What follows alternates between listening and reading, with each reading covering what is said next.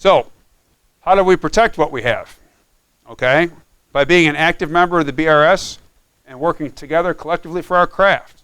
Okay, we have to be aware of the issues and how they affect us. We have to educate our new members on being in the union. We have to protect our agreements and accomplishments. We can't just come in and say that new guy doesn't get it and he doesn't understand, so I'm not going to talk to him. We have to put our arms around him and we have to have each other's backs, because when we do that, that's the only way we can push back. Solidarity. Now, one of the things that we talk about, by being an active member of the BRS, being aware of the issues, educating new members, and protecting our agreements and accomplishments, which is an important one. That's not free. These efforts cost money, and we fund it through union dues. So let's break it down a little further. This is the typical monthly breakdown for anybody that works in the BRS. If you're making the signalman's rate or more, 1.6 hours at that rate goes to Grand Lodge to do the things that we do at Grand Lodge. If you're in a general committee, somewhere between 1.3 and 1.8 hours of the signalman's rate goes to the general committee. Again, this is an estimate on the general committee. Some of them are more, some of them are a little bit less. It depends on how much work that you have to do there, but generally that's where it's at.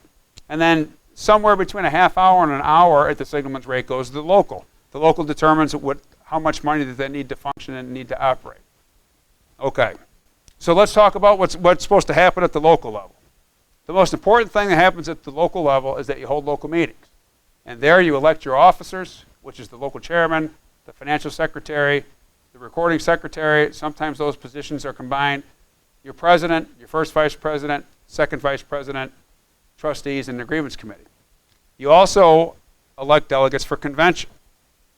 We're an organization that's truly what I call grassroots. And that means is that we don't come out as your national union and tell you everything that you're supposed to do. In effect, it's actually the opposite. At convention every 4 years, the locals elect delegates to come to convention and set our course for the next 4 years. You, the membership, actually tells the union the direction that we need to go to. It's not the opposite. Now, once that happens, we set the course, we'll come out and we can advise you guys on how to accomplish those missions. But at the end of the day, it's the membership that sets the course of the organization, not the people at Grand Lodge setting it for everybody else. Okay? They also have to administer and uphold the agreement at the local level.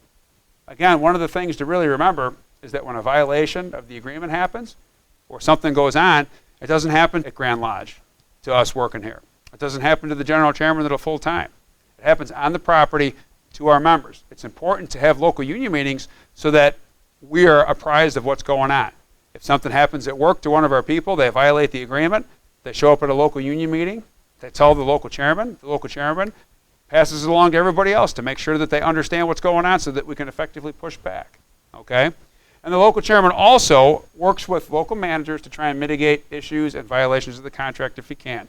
Sometimes he needs to hold his nose to go in and try and work with that manager to keep a situation from becoming a case. But that's part of the things that happen at the local level. At the general committee level, the general chairman, he works with the local officers to ensure the agreements are administered and upheld properly.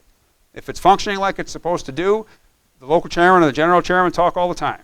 They make sure that they're on the same page, that the local chairman's not arguing something one way and the general chairman's out arguing it the other way. When they're on the same page, they have solidarity and they can be the most effective. He also has to provide an appellate review and an appeal process for all disciplinary rules cases.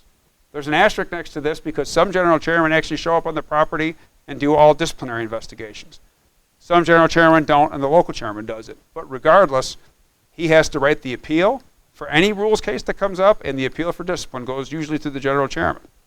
He's also going to be working with the higher level managers to try and solve disputes and problems if possible, and he's required to hold a claims conference with the Director of Labor Relations to solve disputes before they end up going to arbitration. It's a statutory requirement under the Railway Labor Act that he has to do that. Okay? He also has to provide a claims report to document all claim and grievance activity. It has to come to Grand Lodge, and nearly all the general chairmen provide that same report to their local chairman.